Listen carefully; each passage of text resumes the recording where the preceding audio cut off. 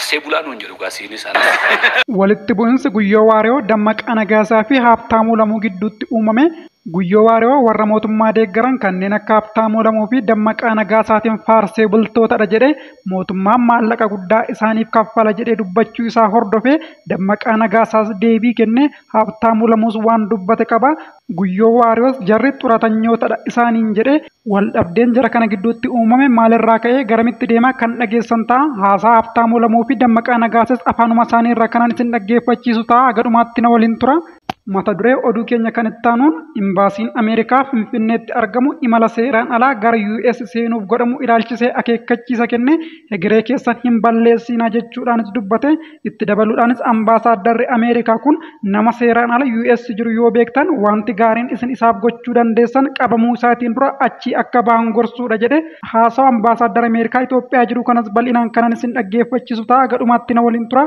Oduu keenya itti aanuun ammoo dhimma naannoo Tigraay keessa harka naqachuun mootummaa Eertiraa muddama biraa dhalchuu danda'a jechuudhaan qorataan dhimma walitti bu'insa Afrikaa fi baagiddu galeessaa Dr. Geeriit Kuurtis dubbatanii haasawa qorataa kanas bal'isee kanan isiniif gabaasu ta'a. Akkam jirtu daawwattoota Burqaa Oduu chaanaalii Burqaa Oduu irratti oduu dhugaa ta'e kan biyya keessaa fi kan alaa guyyaa guyyaadhaan kan argattan ta'a.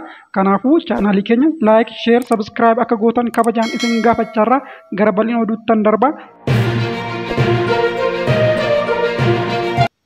Oduu keenya jalqabaatiin Guyyoo Waariyoo warra mootummaa deeggaran kanneen akka Haabtaamuu Lamuu fi Dammaqaa Nagaasaatiin faarsee bultootadha. Mootummaan maallaqa guddaa isaaniif kanfala jedhee dubbachuu isaa hordofee Dammaqaa Nagaasaa deebii kennee Haabtaamuu Lamuus waan jedhe qaba. Haabtaamuu Lamuu qophii qaanqee irratti Dammaqaa Nagaasaa affeeruun haasawa taasisan keessatti jarri lamaan kallattiin maqaa dha'uu baatanis waa'ee Guyyoo Waariyoo kaasuun haasa'anii Guyyoo Waariyoos fuula feesbuukii isaarratti miira aariitiin guutamee deebii isaaniif kenneera. Qophii qaanqee irratti Haabtaamuu Lamuu Dammaqaadhaan anaafiisiin faarsee bultoota nuun jedhu isaaniif kanfalameef mootummaa faarsuu nuun jedhu jechuudhaan kanarratti maal jetta jedhee Dammaqaa gaafate. Dammaqaanis gaazexeessummaan iitiksii guddaa qaba.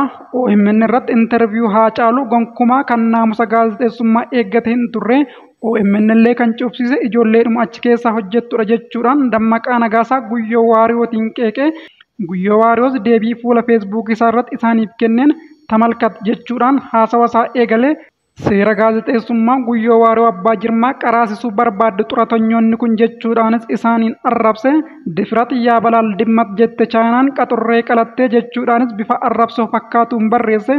Itti dabaluunis Guyyoo Waariyoo nuti seeraa fi iitiksii miidiyaa yuunivarsiitii biyyattiin qabdu gurguddoo kanneen akka Finfinnee fi Maqalee faatu nu qaraasise saqaayis turree odeeffachuu dandeessu isinoo jechuudhaan gaafate. Xumura dubbii isaarrattis Guyyoo Waariyoo har'aaf kanumaan irra isinii darbaa keessa fookkisaa itti fuftu taanaan garuu kabbaad mitti kattalaal jechuudhaan akeekkachiisa isaaniif kennuudhaan xumure. Daawwattoota keenya dhimma kanarratti yaada keessan barbaanna. Dhuguma akka Dammaqaa Nagaasaa jedhe intarviyuun Guyyoo Waariyoo Haacaaluu faana gaggeessa Haacaaluu miidheera moo hin miine jettanii yaaddu? Warri intarviyuun sun Haacaaluudhaan miidheera jettanii yaaddan qubee A koomentirra nu ka'a.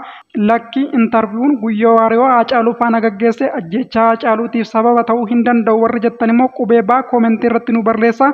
Yaada keessan kan laallu ta'a. Viidiyoo keenya immoo laayik gochaarra na hordofaa. Oduu itti aanutti darba. Oduu keenya itti aanuun imbaasiin Ameerikaa Finfinneetti argamu imala seeraan alaa gara US seenuuf godhamu ilaalchisee akeekkachiisa egeree keessan hin balleessinaa jedhu baase. Itti dabaluunis ambaasaaddarri Ameerikaa nama seeraan ala US jiru yoo beektan wanti gaariin isaaf gochuu dandeessan qabamuu isaanii dura achii akka ba'an gorsuudha jedhe. Ambaasaaddarri Ameerikaa Itoophiyaatti argamu Irwin Masingaa ibsa akeekkachiisaa baasaniin mootummaan Ameerikaa godaansa seeraan alaa irratti duulaa jira jedhaniiru. Seeraan ala dachee US seenuu fi achi turuuf yaaluun adabbii cimaa qabas jedhanii dubbatanii karaa seeraan alaa US yoo galtee viizaa argachuuf yoo kijibdee hayyama malee hojii yoo hojjetta ta'e yeroon viizaa kee erga raawwate achitti yoo argamte adabbii cimaatu jira jedhanii adabbiiwwan kanneenis yoo ibsan hidhaa bu'uu dirqiin biyyatti deebifamuu fi dhaabbiidhaan viizaa US gonkumaa akka hin arganne ta'uu akka malus beeksisanii maatii fi hiriyaa seeraan ala US jiran yoo qabaattan qe'eetti akka deebi'an yeroon itti himtan amma jechuunis dhaamaniiru. Masiingaan dhaamsa kamisa baasaniin waa'ee ragaa waliin dha'uun viizaa argachuuf yaaluu balaa inni qabus ibsaniiru.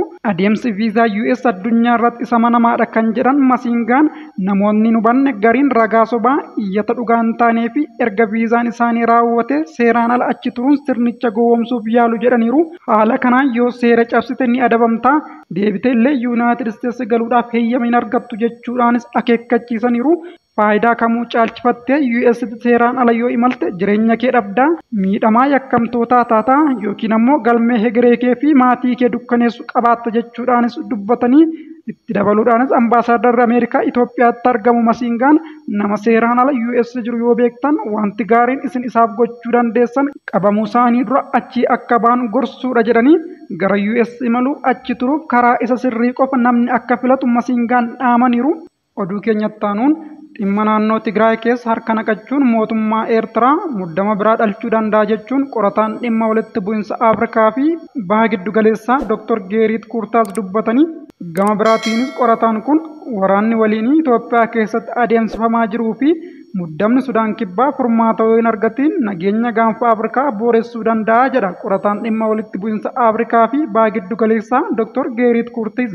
Dr. Geeriit Kuurtiis muddamni biyyoota lamaan keessa jiru gara muddama gaanfa Afrikaatti akka hin guddanneef dhiibbaan dippiloomaasii biyyoota Awurooppaatiin taasifamuu qaba jechuudhaanis dubbate. Akka Dr. Geeriit Kuurtiis jedhutti Itoophiyaa keessatti muddamni TPLF gidduutti uumame mootummaa Itoophiyaa fi mootummaa Eertiraa hirmaachisuun gara muddama gaanfa Afrikaatti guddachuu mala jechuudhaanis sodaa qabu ibseera.